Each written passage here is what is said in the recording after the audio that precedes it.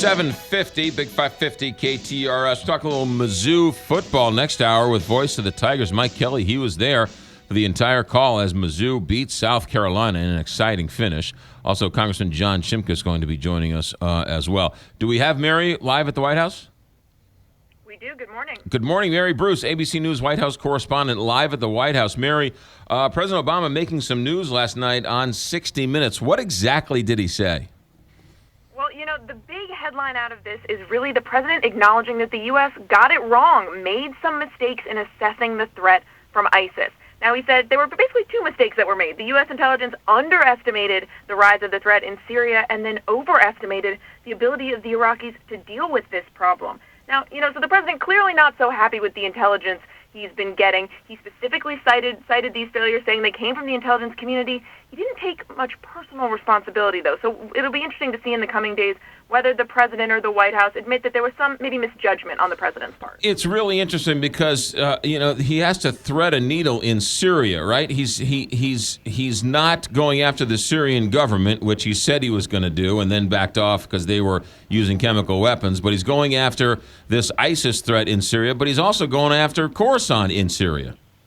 That's right. Syria is a extremely tricky situation for the president. Now, you mentioned he's going after these airstrikes against the ISIS threat. Then last week he also took some strikes against Khorasan. That's that al-Qaeda affiliate in Syria. And then also, a lot of pushback and concern because the president has said, for years that they do not support the government of Bashar al-Assad, that Assad has to go. But of course, remember that ISIS is an enemy of Assad. So you get into this tricky situation where the White House may inadvertently be helping out Assad somehow by helping to degrade his enemy. And so it gets very tricky very fast. But the president was adamant that they are there purely to focus on degrading the ISIS threat.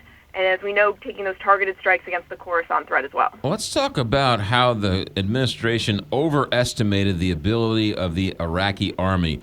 Someone who is certainly no expert could look at this and say, how could you overestimate anything going on in Iraq? It looked like a disaster from the moment we went in. Yeah, the president really was very clear last night. He pointed the finger firmly at former Prime Minister Maliki in Iraq. The president said, look, when we left Iraq, we left them with a democracy, a well-trained, well-equipped military, and he said that they squandered that opportunity. The president said, Maliki was more interested essentially in consolidating his own base than he was in creating any kind of national unity, and that left open a space for ISIS to come in and gain control, to take advantage of that. Now, of course, we know Iraq has a new prime minister, a new unified government, and the White House is hoping that government will be able to tackle this threat, now, of course, with America's help. What's interesting, Mary Bruce, about this is that President Obama has just handed his detractors talking points for the next week. I can just hear the political rhetoric going on right now. How do you underestimate the world's largest terror threat? There are certainly going to be a lot of questions. And also keep in mind, Congress is out of session right now. A lot of people back in their home districts getting ready for the midterms. But a lot of lawmakers, while they've signed on to the overall mission here, the president's new counterterror strategy, a lot of lawmakers still want to hear a detailed debate. And I suspect a lot of the questions you're raising are those that they will raise as well. It also plays into that JV comment that everyone said he made a while back about ISIL and ISIS. Sure, but the White House has also pushed back on that, saying if you look at it in context, that's not exactly what the president was saying. They take this threat very seriously now, and while the president is certainly cautious in deciding his foreign policy, he is adamant about the U.S.'s strategy, going in with a coalition, not putting boots on the ground, and trying to degrade and ultimately destroy this threat. Let's talk about the Secret Service for just a moment. They haven't had a good couple of years. They originally started off by that couple sneaking into the White House Correspondents' Dinner. You had the Secret Service getting into all sorts of trouble with overseas trips, and now you've got this new story. What's going on there?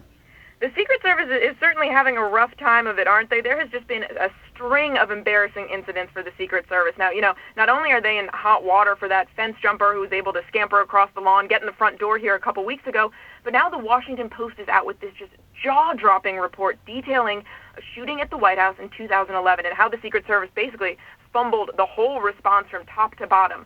Lots of questions about, how the Secret Service systematically responds to this and whether, it seems there are failures at all ends. This isn't just, one guy slacking off at the gate. This, it seems, affects a much more broader range of the Secret Service. And so a lot of questions remain. We haven't really heard a good response from the Secret Service yet.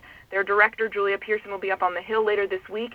She definitely has some explaining to do. Yeah, Mary Bruce, before we let you go, what are you hearing from the hallowed halls of the White House, and what's the scatter about the United States Senate? Is it going to stay with the Democrats, or is it going to change hands? You know, the president was adamant last night that the Democrats are going to hold on to it, but we just have to wait and see. You know, everyone here watching carefully, just like you are.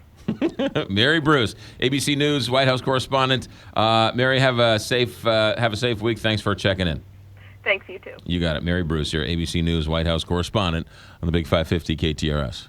Man, you need to read the New York Times report on that, on the Secret Service. Secret Service, the 2011 shooting. Yeah.